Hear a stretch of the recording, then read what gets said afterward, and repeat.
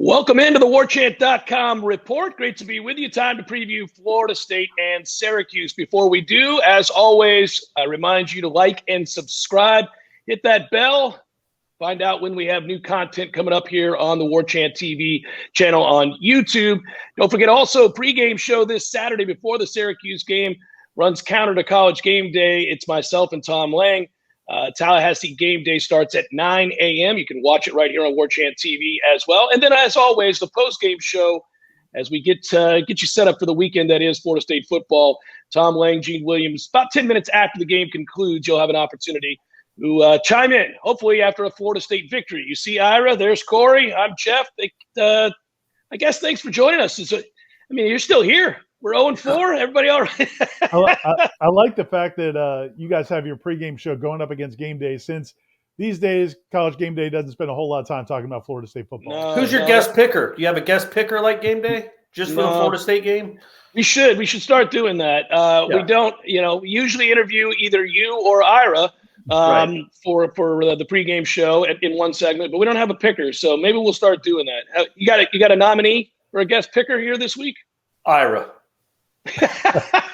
Special guest. Yeah. Hey, 3:30 is the game time on the beloved ACC network. Everybody, get ready. I'm sure it'll be a great production. Nothing like an FSU game on the ACC network, which Comcast subscribers can't get. So it's something to behold. Listen, guys, just for those of you that have never seen the ACC network, if this is going to be your first time, where do you see what they provide? Quality programming there at the ACC network. But anyhow, that's where Florida State belongs these days at 0-4 on some network nobody can get. So the mood around the program, it was an interesting week. Syracuse comes in 3-1. They've actually played better than most people thought that they would be at this point. And obviously this is a bit of a problem because we thought this was one we could pencil in as a win. Now, I don't know that we can pencil any game in as a win. So, Ira, I'm going to ask you right off the bat. We had Mike Norvell's diatribe, which I don't use that in a negative context. Corey asked the question. He hit it out of the park. I thought it set the right tone. I think everything about what he had to say was pretty solid there. I understood why he felt the need to vent. But how did practice go this week? And I guess take the temperature of the team as we head into the Syracuse game. I think diatribe is a decent word. I know Corey used soliloquy early this week on Wake Up Warchant. Some people have said rant, but I don't know if I don't think it was a rant. It either. So, but it was a good moment for Mike Norvell, and I think it was something to kind of that combined with what happened the second week last week against Louisville. I think gives this week a little bit of energy that it might not have otherwise had with an 0-4 football team getting ready to play to a Syracuse team, as you said, that coming into the year we thought was an automatic win, but now doesn't look like it, even though FSU was a slight favorite. In terms of the atmosphere of practice and around the program, you wouldn't know that it's an 0-4 football team. I think practices have been good. The energy's been good. You've seen some guys stepping up. Mike Norvell's been pleased by the practices this week. So that's all positive. I don't know what it could look like if things were down. I mean, no football practice ever looks like guys don't want to be out there. Most of the time, they do want to be out there because they want to improve themselves individually, even if the team's not going well. But just talking to people around the program, the coaching staff, people in the administration, there is a belief that they can turn this around. It's not like they're downtrodden. I felt like there were times during Willie Taggart's tenure where people just thought, okay, this is not going to work out. I'm not seeing that inside the program or even in the athletics department. So obviously they're not overflowing with confidence, but I think this is a team that still believes. And I think, for the most part, a program that still believes that they can turn this around.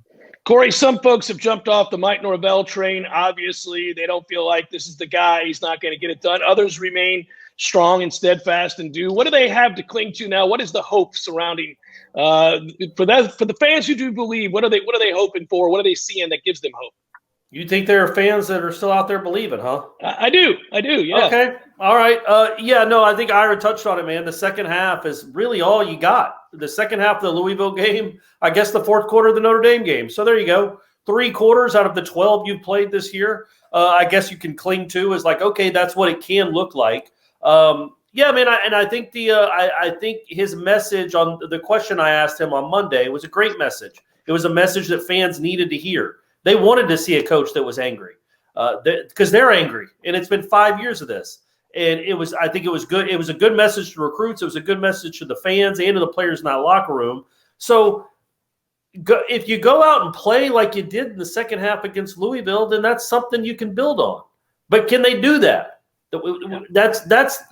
This is an enormous game. Who would have thought in year 2 of or 1.5, whatever we want to call it, of Mike Norvell, that the Syracuse game in early October would be such a big deal for Adam Fuller and Mike Norvell. But I think, Adam Fuller's job might be on the line this week. I think if they can carry over what they did in the second half against Louisville, all of a sudden you feel pretty good about your DC, maybe that he's turned things around. He found something. And if they look like they did the first half against Wake and in Louisville, against Syracuse, and give up 24, 28 points again, it's like, okay, that's a wrap. That's how big a game this is, I think, for Adam Fuller. And for Mike Norvell, you got some goodwill again. Somehow, with an 0-4 football team and a loss to Jacksonville State, you got some goodwill with the diatribe soliloquy rant that he had on Monday. And if you go out and lay an egg against Syracuse, just all back down off the drain again. Everybody's jumped off the bandwagon. Well, okay, so on that note, to kind of round out this opener here and talk a little bit about the significance of a win on Saturday, it sounds like, Corey, you believe that this game is huge for this coaching staff, period. So I guess you would say that it would be very significant. Ira, you think, what is the significance of a win on Saturday if they get it? I mean, it would be big from a standpoint of just, avoiding some of the complete, some of the tone of Corey's little soliloquy there. I just think if you lose this game, it's not so much what a win does for you. Because again, even though Syracuse beat Liberty last week, I don't know that people are going to be overjoyed about winning a game against Syracuse, especially if it's a close game, which I think most of us think it would be, even if FSU wins it. But it just avoids another week or two of just people just being so despondent and feeling like there's no reason for hope. So to me, again, piggybacking on what Corey said, at the end of the last week against Louisville, they showed a little bit of life. If they can carry that over, I think it would be huge. But you got to start getting wins. This isn't a point now. I think going into the Wake Forest game, we said, even if they don't win, that if just play well. Well, they didn't play well. No. And now we're at the point of it's not about just playing well. They have to get some wins. You can't be 0-5, 0-6, 0 forever. You don't want to go over. That's not ideal. And that's not healthy for a coaching staff. It's not healthy for recruiting. And those people are really keeping a close eye on that class right now, getting some wins, showing that you're building towards something, executing like you did in the second half of the Louisville game and carrying it over to the first half of the Syracuse game, which then leads to a win, I think would be very significant. I mean, Christ, I just want to see a win. Can we just win a football game? I mean, wouldn't that be awesome? Wouldn't that be cool? Yeah. And especially because, next week you're going on the road to North Carolina. And obviously this is not the same North Carolina team as years past. And yes, you did beat them last year, but that's going to be a tough ask for this team to go on the road and beat North Carolina. So if you don't win this game, now you're staring at 0-6 in the face. So, I mean, it's just it's a huge game for FSU. Unfortunately, as we've said, I know we'll talk about this next, but it's not necessarily an easy win by any stretch. No, Syracuse is playing pretty well. In fact, that's what we'll do next on the Warchant.com report. We'll take a look at that team and why they are playing so well. That's next on the Warchant.com report. Live and living color and totally free. Subscribe to Warchant TV on YouTube, the digital home of Warchant.com. From the practice field to pregame and the phone calls afterwards, Warchant's YouTube channel is home to live programming like Seminole Headlines, Wake Up Warchant, The Jeff Cameron Show, as well as Trench Talk, a live Q&A with Noles offensive lineman Devontae Love-Taylor. Just search Warchant on YouTube and click or tap the subscribe button. That's it. It's totally free. Warchant TV on YouTube. Just another reason we're the ultimate Seminole sports source. Welcome back to the Warchant.com report. Before we take a look at Syracuse and how they arrive in Tallahassee at 3-1, I'll remind you to make sure you subscribe to Warchant TV by clicking on the subscribe button, if I could speak. And also, right there on the video, you see that bottom right of the video, click on the bell so that you'll be notified when new videos and live shows are available. Content includes my show, The Jeff Cameron Show, as well as Wake Up Warchant, Seminole Headlines, Trench Talk with Devontae Love-Taylor, Recruiting Chat, and the new Sunday Smash with me and Ira. So like and subscribe, everybody. Of course, that's what you want to do. Syracuse is 3-1, wins over Ohio and Albany. No big deal, but they did get everybody's attention as you saw them beat Liberty last week in a great game, last-second field goal. They lost, of course, to Rutgers. So it's interesting to look at this team. and look at how they arrived here. I'll just note this: the Garrett Schrader kid's a big kid at quarterback. He can move at 6'4". They'll run some speed option with him. I've seen a lot of that with Syracuse, and they have a really good running back. The Tucker kid can really play. So Syracuse has got a decent offensive line, and they're going to run the ball at you. And then defensively, they like to come at you. And so I think it's an interesting team. Let's talk about the Syracuse offense. Corey, I'll lead with you. Talk about what you've seen from the offense. I think they're competent. Yeah, and I think the kid they put in at quarterback, they started with DeVito. We all remember DeVito, right? It seems like he's been there for a minute. This kid isn't a thrower necessarily. He was only, I think, 6 of 15 against Liberty, but they don't want him. They don't need him to be. He ran for 50 yards. He's had 2 touchdown runs in each of the last 2 games, one of them being Albany. But, he gives them a different weapon than they're used to, than they had, I think, maybe in the DeVito kid. But I'd also say this, like, they have put up big numbers running. That running back he's had huge numbers in 3 of the 4 games. Well, the one game he didn't have huge numbers was Rutgers, which is maybe more so. It's hard for these words to come out of my mouth. But Rutgers and Florida State have similar defensive fronts, you hope. Maybe. Oh, boy. I think Florida State's strength is their defensive line. I think they've done a very good job, other than the Wake Forest game, which is a whole unique set of deal with the offense they run. They've done a really good job against the run. I think Rutgers is the most similar defense they faced to Florida State, and they did not do well against that defense. He had 50 yards rushing in that game on 13 carries. They put in that kid late, I think, after DeVito struggled, but they scored 7 points. So if you want hope, if you're looking for hope, the one similar defense they faced this year, they did not put up a lot of points, and they do run it a ton. And Florida State's strength so far this season is stopping the run. That's spot on. Garrett Schrader is the kid you're talking about at quarterback. He's 6'4", 200 and whatever. He's a very competent runner, and they scheme for him to run. And the Tucker kid at running back is a legit upper echelon ACC running back. So Florida State will have their hands full stopping it, but it is pretty one-dimensional. I think you hit that right on the head. Ira, let's flip sides here. Let's look at Florida State's offense against the Syracuse defense. Something that stood out to me, and I want your thoughts on what you've seen. Syracuse does like to bring pressure. That means you're going to have to win some one-on-one matchups. Florida State hasn't been winning many one-on-one matchups. You have an opportunity here if you're one of these receivers to kind of have a breakout game, I think, if you're in singles. No, you're 100% right. But I think the problem for Florida State is they've been getting the wrong guys in those one-on-one matchups. I think you need to get the Trayshawn Wards and the Jayshawn Corbins. Pokey Wilson seems to be coming around. Andrew Parchment had a big game last week at a good time. So now I think those are your 4, maybe Malik McClain down the field. Those are your guys that you need to win those one-on-one matchups. And Syracuse is going to give you a ton of opportunities to do that. Liberty had a bunch of man coverage and beat it for some big plays. That game was a little bit fluky, by the way. Liberty had a chance to go in to score. Turned it over.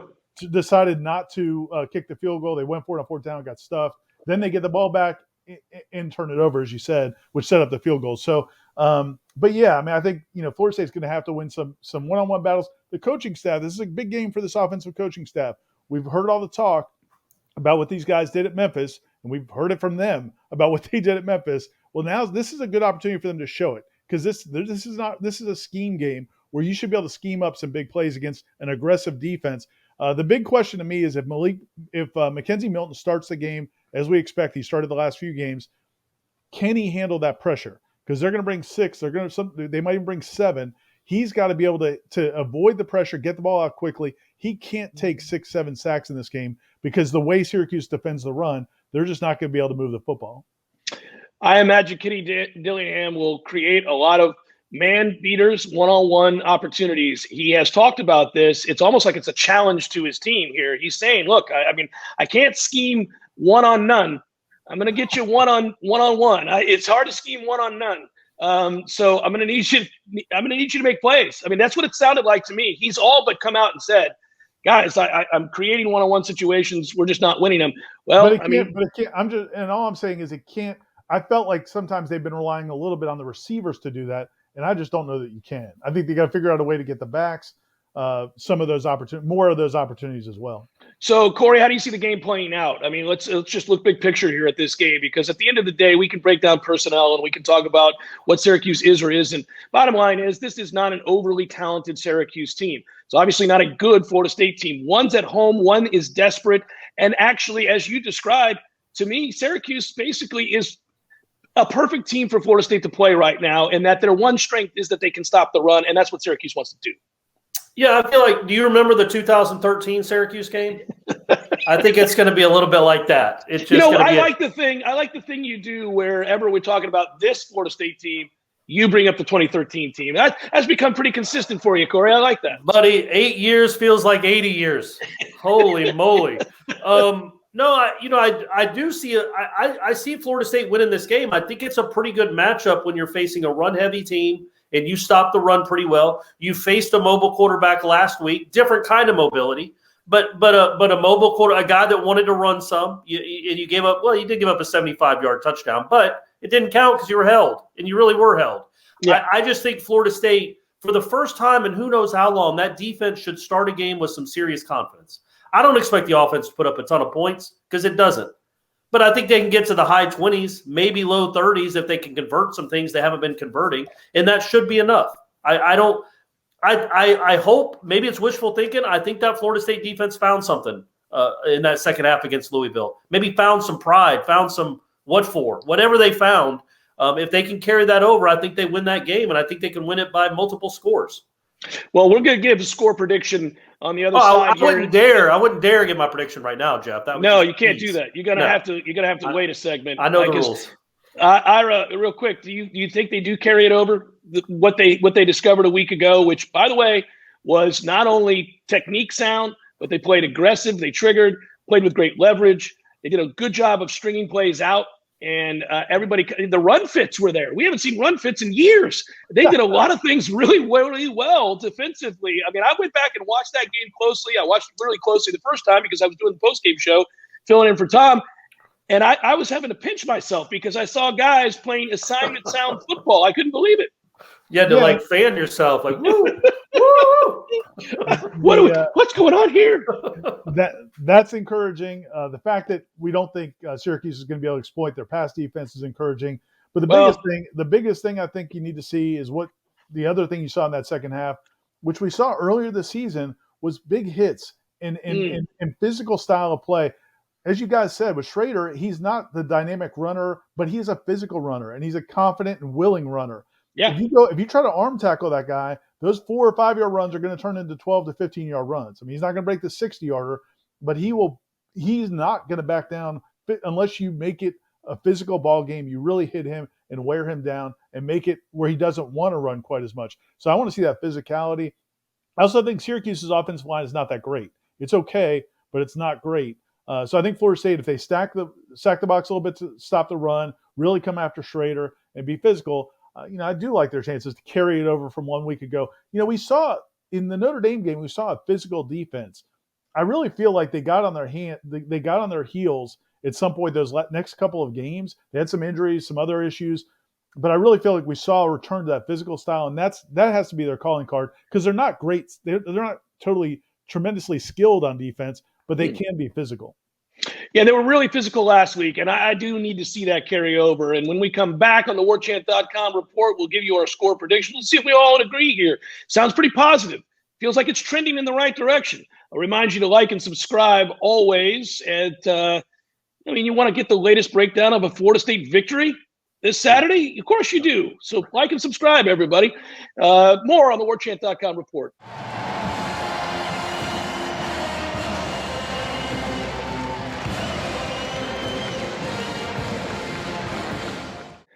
Welcome back to the Warchant.com report. Another reminder, pregame show this Saturday, 9 a.m. Make sure you are liking and subscribing Warchant TV, Warchant.com, all that good stuff, because you're going to want to get the latest. Myself, Tom Lang, on Tallahassee Game Day, 9 a.m. this Saturday in preparation for Florida State's game against Syracuse. Then also the postgame show follows about 10 minutes after the game concludes.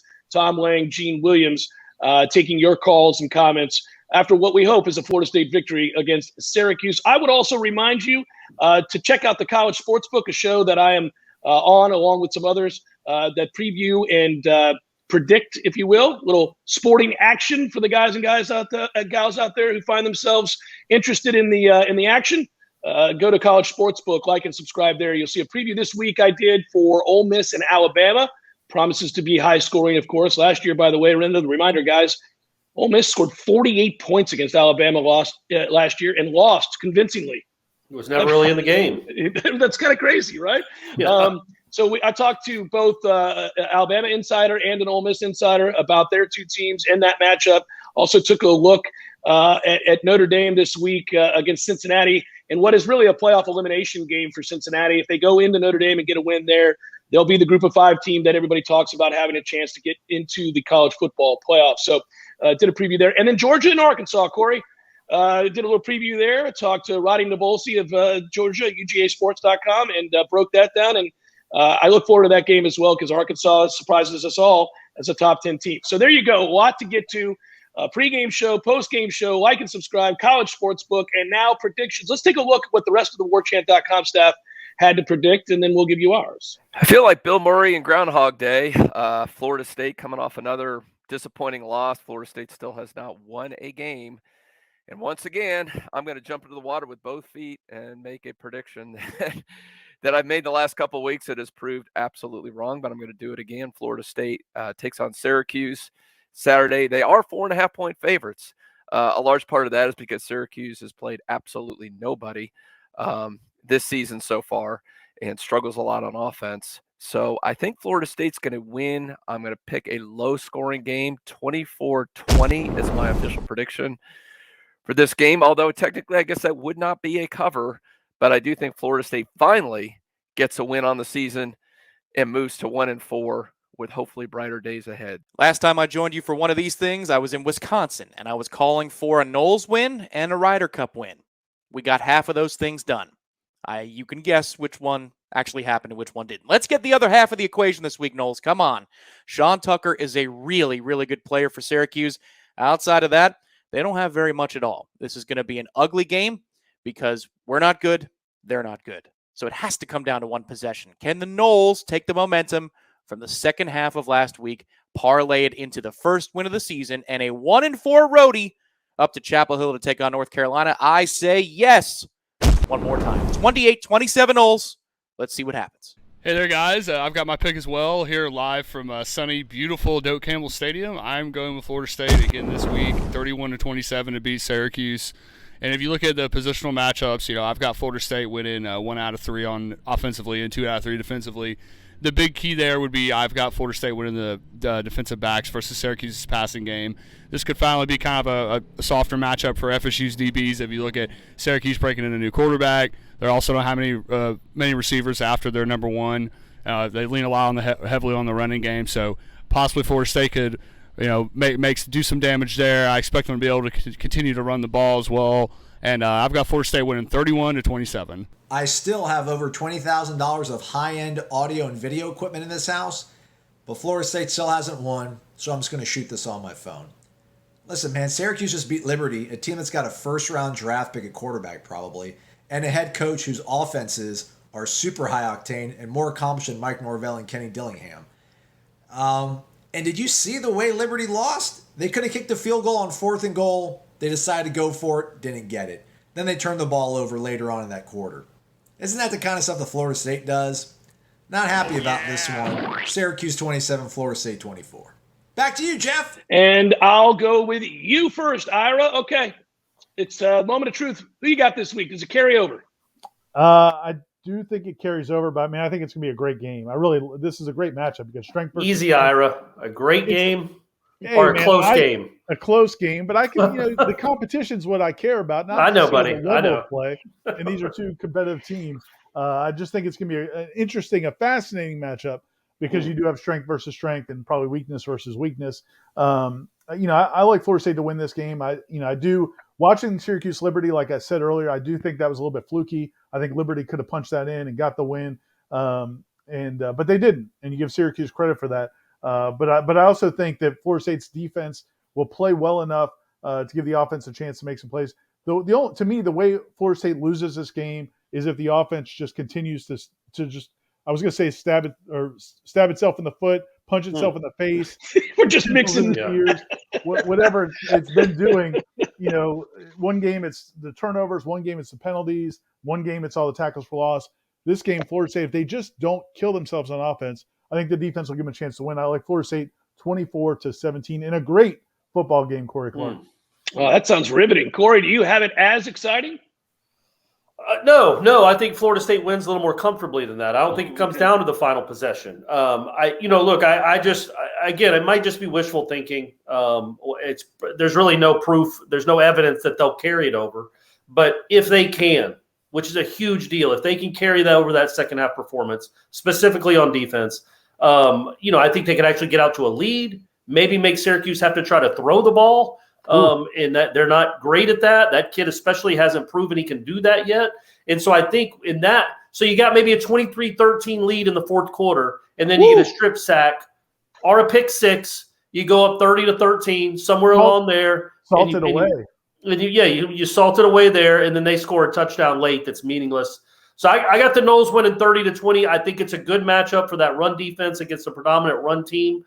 And I just think, Ira's right. If the offense can just not get out of its own way and not melt down and pee all over itself and just put up 3 touchdowns, maybe a field goal, that you would hope that would be enough. It would be enough if the defense plays like it did the second half on Saturday. I think they did find something last week. I think they found confidence, and they played with confidence. They didn't change an awful lot from a schematic standpoint. When you go back and look at the first half and the second half and we see the night and day performance, you think, well, they must have changed things up. Not really. They didn't change that much up. They just played fast. They played with confidence. They triggered. They read their keys, played with leverage, and came up and hit people. It was a miracle. I don't know how it happened. How did you walk in at halftime having given up 5 consecutive scoring drives and suddenly believe you were going to make plays?